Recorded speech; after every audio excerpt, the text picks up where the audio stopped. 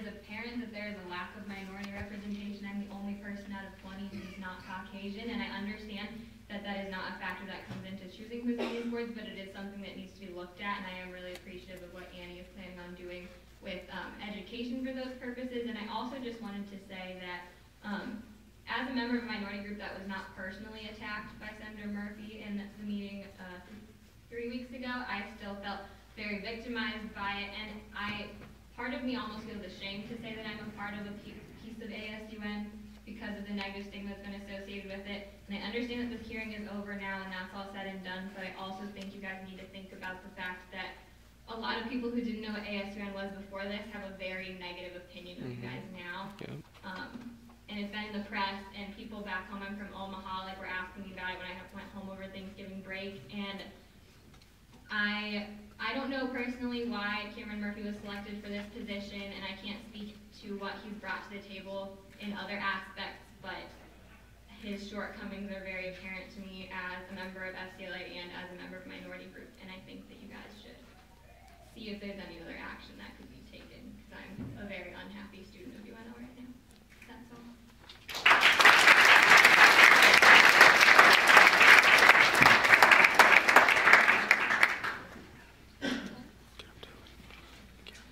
Hello, my name is Dylan Jones. I'm a senior English. Okay. I don't really want to be here. I'm really pissed off that I have to be here, that any of us have to be here and deal with this. I'm going to try and keep this short, but I'm also really upset. So, first I want to echo everything that my peers have already said, and I share their frustration and their just like lack of loss of faith in this body. And I just think, you know, what I want to point out is, I'm shaking. Okay. I don't even think that impeaching Senator Murphy, well, sorry, let me just say this. Impeaching Senator Murphy really doesn't solve the problem. It doesn't. I think anybody is fooling themselves. I mean, I wouldn't be satisfied with that. I think the real problem is that everyone who is of color is sitting outside of this rectangle, or the square, is it? Okay. You know, and I see you nodding, and we know that's a problem, and I don't even mean to say,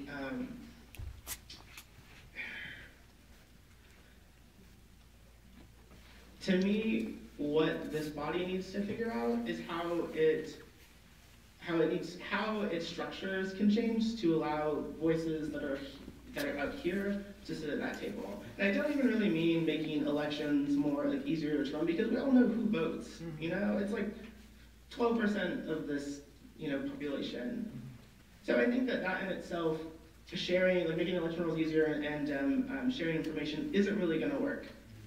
And so I'm looking, and I don't have decision-making authority, you know. And so what I really want and what I hope is that ASUN recognizes that it's necessary to enact some other structural changes to make sure that this kind of stuff doesn't happen. I think it's a problem that, I mean, the hearing itself, yeah, that was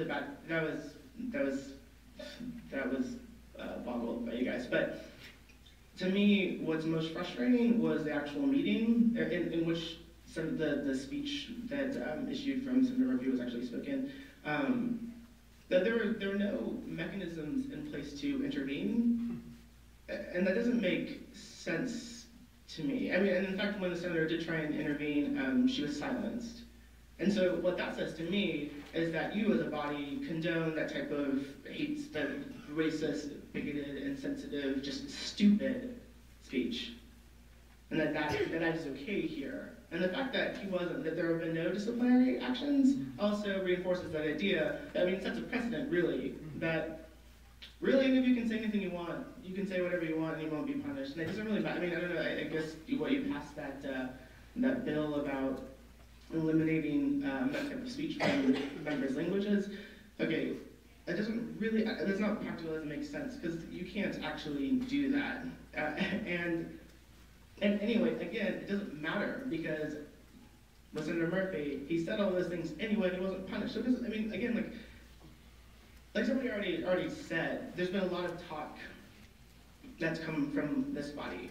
I don't actually care that some of you were in support of Murphy's dismissal, because he's still here. I don't care that you wrote a letter in the DN and said that you don't condone his actions. I don't care, because he's still here. It doesn't actually matter. It doesn't matter if you don't take any action. We're not going to be satisfied unless you take action. So, I don't know, like, fix this. Just fix this.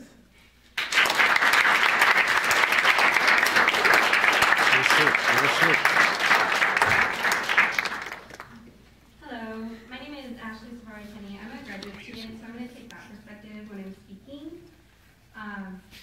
And I'm going to read because I'm nervous. There's a lot of people in here, so bear with me. So as a graduate student, I'm concerned and severely disappointed that Senator Murphy continues to sit at the table in front of me. As a whole, the Senate is very representative of my own privileged identities. I'm white. I'm a white student attending a PWI. I'm able-bodied. I'm educated and going to earn my master's degree this spring. I can walk across campus and see many faces that reflect my own. And looking around this room, especially around the table, I see a lot of my dominant identities represented. I am, however, not represented by the grad student that sits at your table. This senator is supposed to represent graduate students, like myself, and like a lot of my friends in my cohort. He does not represent my views or the language that I use. He represents instead the kind of ignorance and privilege that I hope to fight once I earn my degree and work at a higher education institution. So I come here today to urge Senator Murphy to resign. So students, graduate students that want to be change agents at UNL have a chance to do so in this capacity. Senator Murphy himself even stated in that DN article, the Q&A that we've heard a lot about, posted on December 3rd, he stated, quote, "Honestly, when it comes to the whole impeachment thing, it would give me one less thing to do on Wednesday nights," end quote.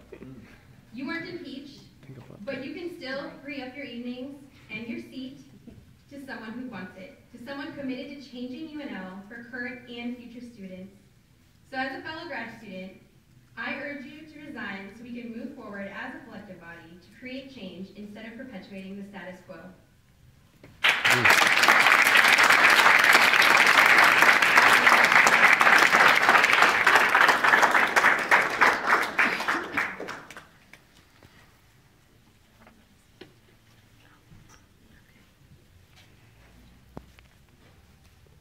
Hi, I'm LJ McElravy, and I'm a graduate student, and I am actually here to talk about something different. I'll be speaking a little bit later about the Electoral Commission rules, which I think is pertinent to the discussion